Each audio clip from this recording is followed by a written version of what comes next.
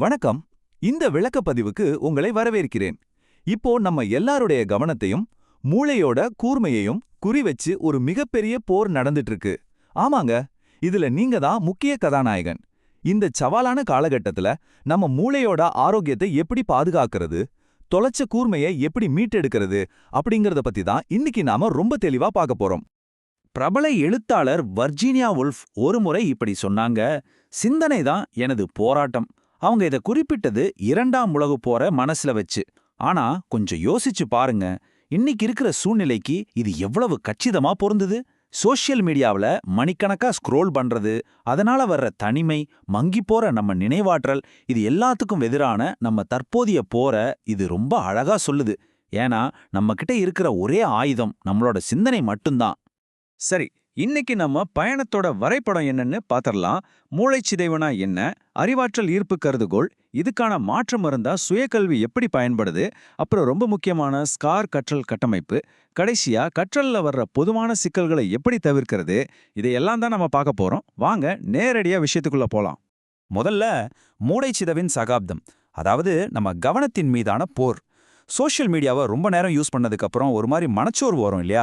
அதுக்கான அடிப்படை காரணம் என்னன்னு இப்ப நாம புரிஞ்சுக்கலாம். பிரெயின் ராட், அதாவது மூளைச்சிதைவு. இது ஏதோ இன்டர்நெட்ல சாதாரணமா யூஸ் பண்ற வார்த்தை இல்லைங்க. ஆக்ஸ்போர்ட் அகராதியோட 2024ஆம் ஆண்டின் சிறந்த வார்த்தையா இதையே தேர்ந்தெடுத்திருக்காங்க. சவாலே இல்லாத ஷார்ட் வீடியோக்களை தொடர்ந்து பார்க்கறது, சின்ன சின்ன விஷயத்துக்கு கூட யோசிக்காம செயற்கை நுண்ணறிவை நம்பி இருக்கிறது, இதனால நம்ம மனநிலை எந்த அளவுக்கு சீரழியுது அப்படிங்கிறது இது குறிக்குது. சுருக்கமா சொல்லணும்னா, நம்ம சிந்தனையை நாமே முடக்கிட்டு அதை வேறொருத்தருக்கு குத்தகைக்கு விடுற மாதிரி தான் இது. அடுத்து அறிவாற்றல் இருப்பு கருதுகோள். இதுல ரொம்ப சுவாரஸ்யமான விஷயம் என்னன்னா, மூளை சிதைவு அப்படின்னா மூளை நிஜமாவே அழுகி போறது கிடையாது. மூளைக்கு எந்த வேலையும் கொடுக்காம அதை தொடர்ந்து புறக்கணிக்கிறதால ஏற்படுற ஒருவித அறிவாற்றல் தேக்கம்னு சொல்லலாம். உட்டா மாநில பல்கலைக்கழகத்தோட ரிசர்ச் படி இந்த ரெண்டு நிலைக்கும் உள்ள வித்தியாசத்தை பாருங்க. நல்ல வேலை செய்யற ஆரோக்கியமான மூளையில நரம்பியல் இணைப்புகள் ரொம்ப அதிகமா இருக்கும். ஆனா நம்ம மூளைக்கு எந்த வேலையும் கொடுக்காதப்போ அந்த இணைப்புகள் கொஞ்சம் கொஞ்சமா குறைய ஆரம்பிச்சிடும். பயன்படுத்து, இல்லையென்றால் இழந்துவிடு. இதுதான் நம்ம மூளைக்கான ரொம்ப முக்கியமான அடிப்படை விதி. நம்ம மூளைய ஒரு தசைன்னு வச்சுக்குவோம். ஜிம்முக்கு போய் கடினமான எடையை தூக்குனாதானே உடம்பு வலுவாகும். அதே மாதிரிதான் மூளையும். அதுக்கு சவாலான விஷயங்களை கொடுக்கணும். இந்த 15 செகண்ட் வீடியோக்களோ இல்ல ரொம்ப ஈஸியா புரிஞ்சுக்கிற தகவல்களோ மூளைக்கு தேவையான பயிற்சியை கண்டிப்பா கொடுக்காது. நம்ம மூளை செல்கள் சுறுசுறுப்பாவும் பவர்ஃபுல்லாவும் இருக்கணும்னா கொஞ்சம் ஆழமா யோசிக்க வைக்கிற விஷயங்களை நாம கத்துக்கணும். இப்போ 3வது பகுதிக்கு வரலாம். சுயக்கல்வி என்னும் மாற்று மருந்து. இந்த மூளைச்சிதைவிலிருந்து தப்பிக்க நாம திரும்பவும் ஸ்கூலுக்கு போகணுமா, இல்ல லட்சக்கணக்கா செலவு பண்ணணுமா? தேவையே இல்ல. இதுக்கு சிறந்த மாற்று மருந்து நம்ம சுயக்கல்வி தான். வழக்கமான கல்வியை விட இந்த சுயக்கல்வியில ஏகப்பட்ட நன்மைகள் இருக்கு. இது ஆரம்பிக்க அதிக செலவாகுமா? கிடையாது.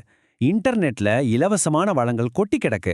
உங்க நேரத்துக்கு ஏற்ற மாதிரி நீங்க எப்ப வேணாலும் படிக்கலாம். அது மட்டும் இல்லாம ஆய்வுகளின்படி பாத்தீங்கன்னா, மனசுக்கு சவாலான புது விஷயங்களை கத்துக்கிறதுனால மூளையில புது நரம்பணுக்கள் உருவாகுது. இது டிமென்ஷியா மாதிரி நினைவாற்றல் இழப்பு நோய்களை கூட தடுக்குதான். இதுக்கெல்லாம் உங்களுக்கு தேவையான ஒரே விஷயம், கத்துக்கணுங்கிற உங்களுடைய சொந்த ஆர்வம் மட்டும்தான். வெறும் வேலைக்காகவோ ரெஸ்யூமே பில்ட் பண்றதுக்காகவோ மட்டும் எதையும் படிக்காதீங்க. உங்களுக்கு நிஜமாவே ஆச்சரியம் தரக்கூடிய ரொம்ப பிடிச்ச விஷயங்களை கத்துக்கோங்க. ஒரு 13 வயசு குழந்தைக்கு இயற்கையை பத்தியோ இல்ல ஃபேஷன் டிசைனிங் பத்தியோ தெரிஞ்சுக்க எவ்வளோ ஆர்வம் இருக்குமோ, அதே மாதிரி தூய்மையான ஆர்வத்தை திரும்ப கொண்டு வாங்க. அல்காரிதம் நமக்கு காட்டுறதை மட்டும் பார்க்காம உங்களுக்கு உண்மையான சந்தோஷத்தை தர்ற விஷயங்களை தேடி கத்துக்க ஆரம்பிங்க. சரி, 4வது பகுதி ஸ்கார் கற்றல் கட்டமைப்பு. இதுவரைக்கும் நம்ம பார்த்த தத்துவங்கள் எல்லாம் எப்படி ஒரு பிராக்டிக்கலான அமைப்பா மாத்துறதுன்னு இப்ப பார்க்கலாம். இதுதான் அந்த ஸ்கார் முறை. உங்களை திரும்பவும் உங்க மூளையோட டிரைவர் சீட்ல உட்கார வைக்க போற ஒரு சூப்பரான 4 ஸ்டெப் ப்ராசஸ்.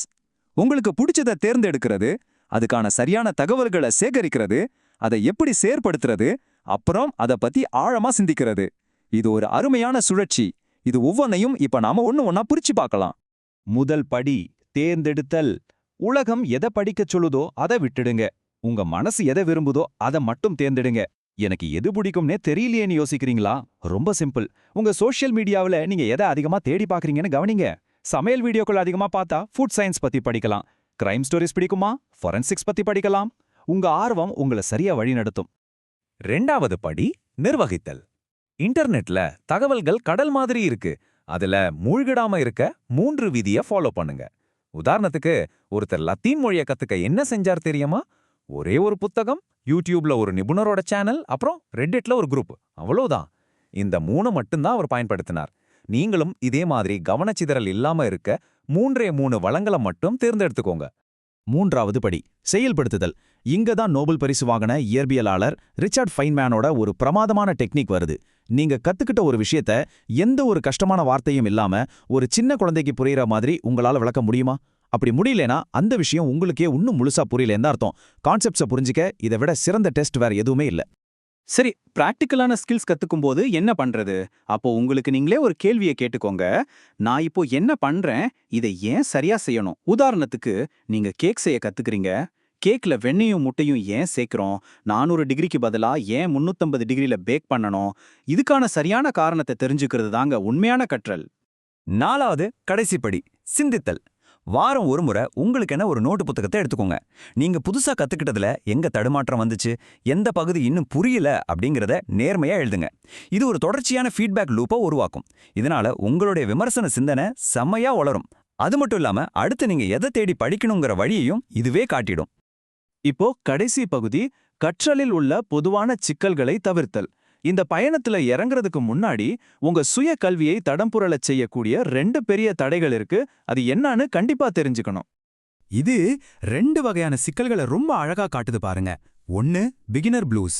எடுத்த உடனே நான் எக்ஸ்பர்ட் ஆகிடணும்னு நினைக்கிறது. பல மாசமா ஷேப் இல்லாத மப்ளரை பின்னற மாதிரி ஆரம்பத்துல வர்ற கஷ்டத்தை பார்த்து பயந்து விலகிறது. 2வது இதை விட டேஞ்சர், ஷைனி ஆப்ஜெக்ட் சிண்ட்ரோம். புதுசா டாபிக்கை மாத்திக்கிட்டே இருக்கிறது. இது நிஜமான கற்றல் கிடையாது. மொபைல்ல புது வீடியோக்களை ஸ்க்ரோல் பண்ணி சந்தோஷப்படுற மாதிரி இதுவும் ஒரு பெரிய கவனச்சிதறல் தான். சரி, புதுசா தேடி போற இந்த பழக்கத்துக்கு என்னதான் தீர்வு? உங்க தலைப்பை மாத்தாதீங்க, ஆனா நீங்க படிக்கிற முறைகளை மாத்துங்க. அதாவது திங்கட்கிழமை ஒரு புத்தகத்துல படிங்க, புதன்கிழமை அதை பிராக்டிக்கலா செஞ்சு பாருங்க, வெள்ளிக்கிழமை அது சம்பந்தமான ஒரு ஆடியோவை கேளுங்க. இப்படி செய்யும்போது உங்களுக்கு போர் அடிக்காது, அதே சமயம் ஒரே விஷயத்த ரொம்ப ஆழமாவும் கத்துக்க முடியும். இப்போ உங்ககிட்ட ஒரு கேள்வி. அல்காரிதம்களோட பிடியிலிருந்து வெளியே வந்து உங்க நிஜ வாழ்க்கைக்கு திரும்ப நீங்க ரெடி ஆயிட்டீங்க. உங்க மூளையை மீட்டெடுக்கவும் அறிவிற்காக அறிவை தேடவும் இப்பவே உங்களால ஆரம்பிக்க முடியும்னா நீங்க முதல்ல எந்த பாடத்தை படிக்க தேர்ந்தெடுப்பீங்க? கொஞ்சம் யோசிச்சு பாருங்க. இந்த கேள்வியோட இந்த விளக்க பதிவை நான் நிறைவு செய்றேன். உங்க கற்றல் பயணம் இன்னைக்கே சிறப்பா ஆரம்பிக்கட்டும். ரொம்ப நன்றி.